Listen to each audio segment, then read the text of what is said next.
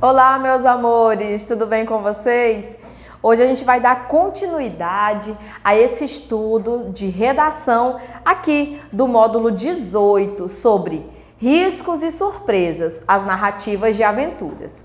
Vocês já observaram em aulas anteriores que nós falamos sobre as formas de narrativa de mistério.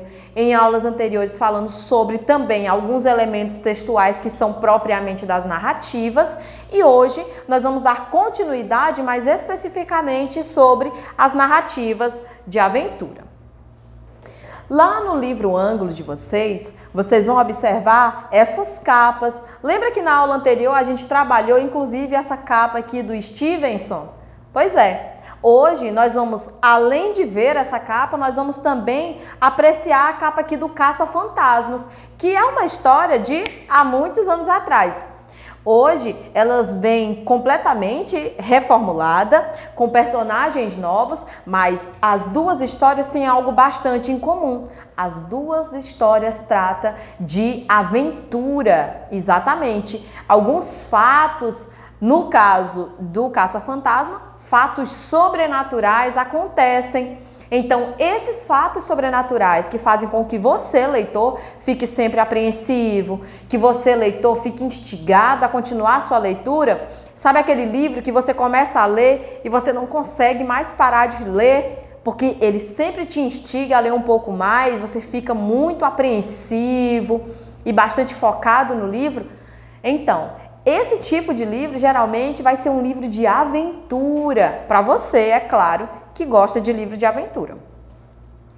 Nesse mesmo módulo, nós vamos ver aqui quais são as principais características que acontecem dentro de um enredo de texto narrativo voltado para a aventura.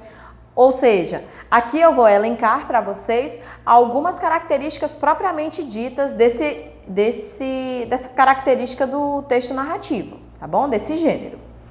Ele vai apresentar conflito, um problema que envolva as personagens e desperte a curiosidade e a atenção do leitor. Vai ter também uma complicação que agrave ou intensifique o conflito inicial ou crie novos conflitos. Também vai apresentar um clímax ou ponto culminante, momento em que os problemas vividos atingem seu grau máximo de tensão. Também vai apresentar o seu desfecho ou desenlace, ou seja, vai ser a solução para o conflito.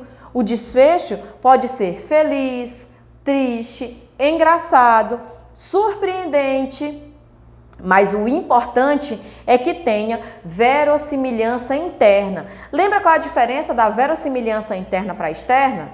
Então, a verossimilhança interna é aquela onde as situações, personagens, acontecimentos, eles são sim possíveis, porém dentro daquela história.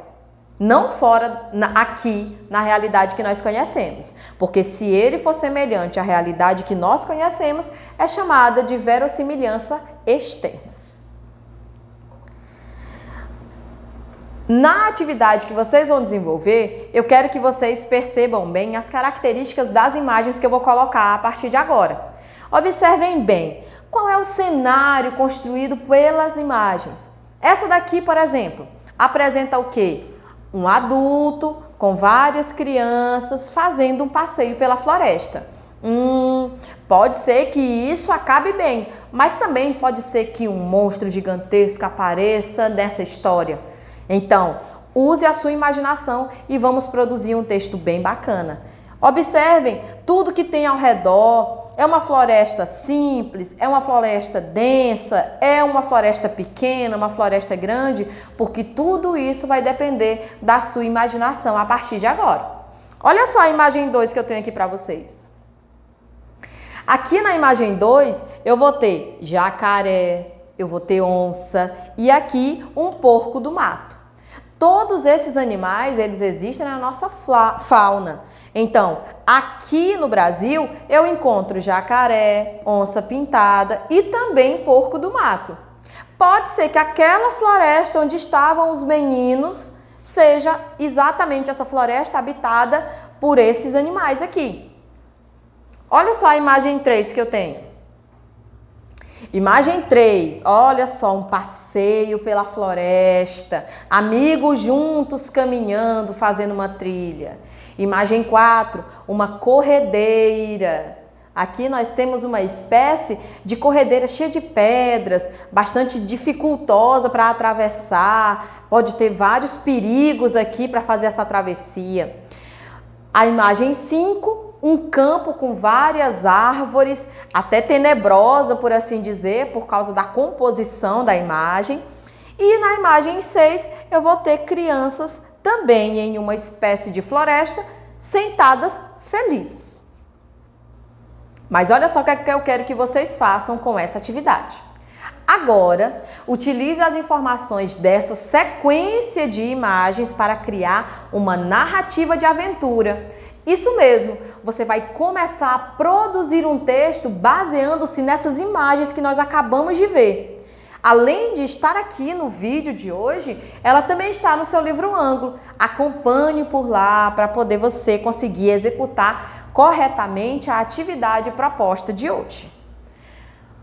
O narrador pode ser em primeira ou em terceira pessoa. Lembra o foco narrativo, né? Primeira pessoa, quando eu participo da história, quando eu narro a história, quando o personagem é o próprio narrador de sua história. Ou em terceira pessoa, quando eu narro algo que está fora do meu foco narrativo, ou seja, eu falo sobre alguém. Nessa terceira pessoa, eu posso ter um narrador onisciente, que é aquele que sabe tudo, inclusive os pensamentos do personagem, ou eu posso ter um narrador observador, que vai ser aquele narrador que vai contar tudo que ele vê, mas ele não pode entrar na cabecinha lá dos personagens e saber o que eles estão pensando. E o enredo deve ser construído de acordo com as instruções a seguir. Vamos lá acompanhar passo a passo para que nós possamos executar corretamente essa atividade. Comece apresentando as personagens. Primeiro, quem são, onde estão e por que eles estão naquele lugar. Isso aqui está localizado na imagem 1. Atenção! Uma ou duas delas serão os heróis ou heroínas dessa aventura. Então, naquela primeira imagem, você já pode escolher seu personagem principal. Quem vai ser o herói dessa história toda, você pode dar nome a todos eles e aqui escolher quem é esse herói. Em seguida, narre o início do conflito. Nesse momento vai acontecer algo que pode perturbar a paz desses personagens. Ao fazê-lo, descreva o animal, lembra da imagem 2? O animal e conte com detalhes a reação das personagens.